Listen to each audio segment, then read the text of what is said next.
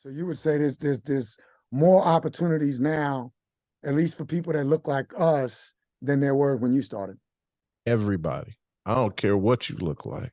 I don't care what your background was. I don't care. You know, I know you focus on people in and out of incarceration. Man, most of my buddies I deal with all roll with me. At one point in time, I helped them to look at things a different way. You know, one was for burglary, another one 4 or 5 felonies for moving marijuana distribution, like pounds with the Mexican mafia. Like all those cats went legit. Embezzlement, they all legit because we showed them how to do some real estate. Are they legit working for you now? Are they partners of yours? My partner, Nate. Okay. You in and out of prison, an alcoholic, the dysfunctional family. But he had a drive that he wanted to make it.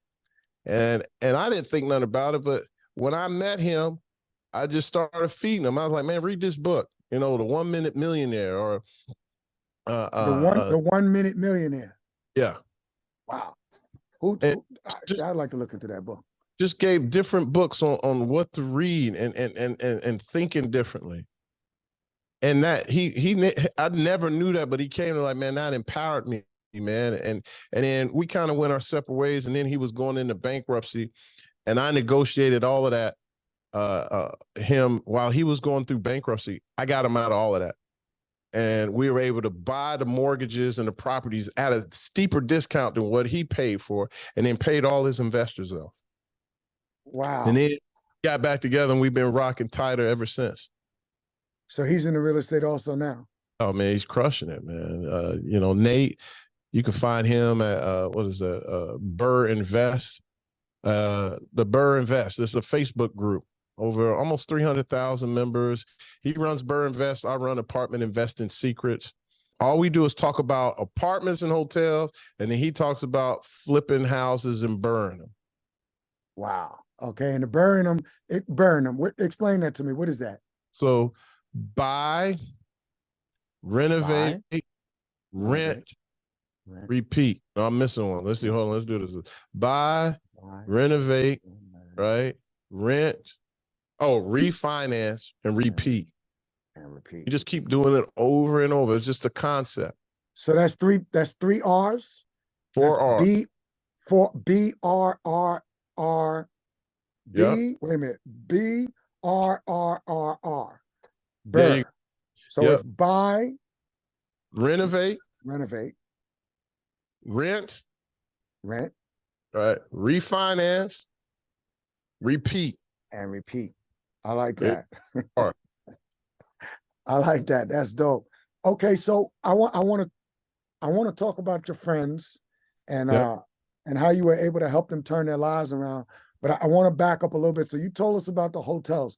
Do you remember how much you paid for your first hotel, and when was that? Absolutely, man. I paid. I bought it for $7 million, and $7 million. $7 million. And wait a minute, you were a millionaire when you bought your first hotel? Yeah, I was a millionaire, but I didn't have the net worth. So here we go about this leverage again, right? So I leveraged all of that. I didn't have the money to do the deal either. How much did you have to put down? How did you leverage it? $7 million. Right. But I knew how to raise capital. OPM was money. Right? I know how to leverage everything. So the first thing was, the bank's not going to lend you money unless you had that net worth. And I'm like, what? Well, what's the point of that? Like, I don't need your money if I had it. Right. And so overall, we were going to have to borrow like $12 million. Well, you remember I said I got in the room, somebody introduced me so they introduced me to this operating group that managed hotels. They had like $2 billion in their portfolio that they own and manage. But why did you need $12 million for a $7 million hotel? Because you had to put $5 million in renovations. So there'd been renovations. A total $12 million, right? And so your net worth had to be worth. How much did they want your net worth to be? $12 million. And me and my partner combined, I think at the time Probably 5, maybe 7. All right, not Okay. bad. Perspective. Right. Right. Yeah, very nice. You rub together, so it's all perspective. It doesn't mean anything to me, because here's the thing. I couldn't. They was like, "I'll give you a loan, but I need somebody that has that net worth." Well, so the operating group found me a partner who was worth 50 million. Okay. So they came on and signed the debt. So I gave them a percentage of the deal. Okay. Then I met. How much of a percentage? How much did they put up, and how much did you get? What type of percentage did you give them? They signed the debt. They ain't put up no money. Okay. Signed How the much debt. of a percentage did you have to give them? 10%. What type of partner did they pick? 10%. That's it. 10%. And you kept 90, or you had other partners? Oh, we're about to break it down. We're about to break it down. Okay. Yeah, I want to know. 10%. Then I went to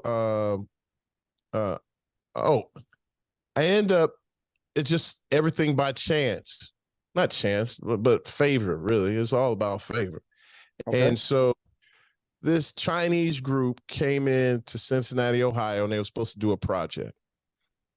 And the project failed, and they lost like, I don't know, they had like 4 or 5 million, and the people ran off with their money, right? And they had like ran off on the plug. Yeah, and they had 2 million left. And the crazy thing, I knew all the people that was involved. It was another Asian group talking about EB5, and that's another story, but it's the way you can raise capital and people get green cards and visas, right? And so these guys literally ran off with their money. Like, I knew they were crooks.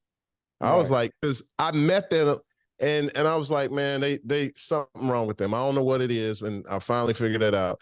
But the bottom line is, they sold a property. They were able to get 2 million back, and it was so hard to send money from China like that. It don't work like that. If I could get money out of China, I don't need no more money, bro. Like, but I can't get it out. Okay. Why? Because the U.S. just won't make it. They don't make it that easy for you. China won't let U.S. money come to the U.S. and kind of vice versa. Okay, vice versa. So they end up having $2 million here, and they said, "Look, Mike, I'm gonna invest with you." So they already did one deal with me on an apartment deal, and I made them money. And they was like, "Look, I'll invest another." So they end up giving me 1.1 million, and then I had another friend that I worked with. He got his mom and another friend to invest. So they end up combined giving me $700,000.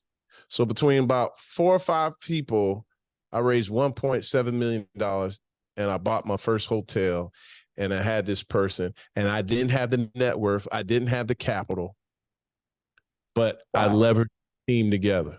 You leverage. So that's the name of the game for you. Do you still do a lot of leveraging as you grow and as you scale up, or do you use no way. your own money? If I did everything by myself, I wouldn't be on this call with you right now. Wouldn't be possible. You wouldn't have the time.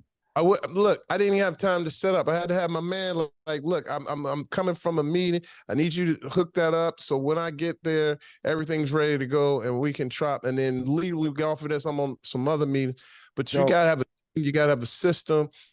And that's the only way you're going to scale up. Like, doing it all by yourself, that's dead. Like, that don't work. Like, that's not how you grow. That's not how you get money.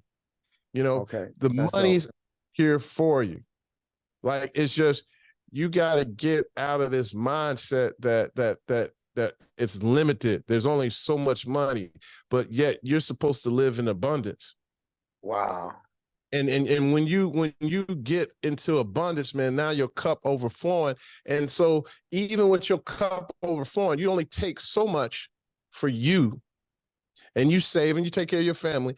And then now overflowing, that's when you give to your community. That's when you give to a certain charity. You give to certain groups. You give to certain causes.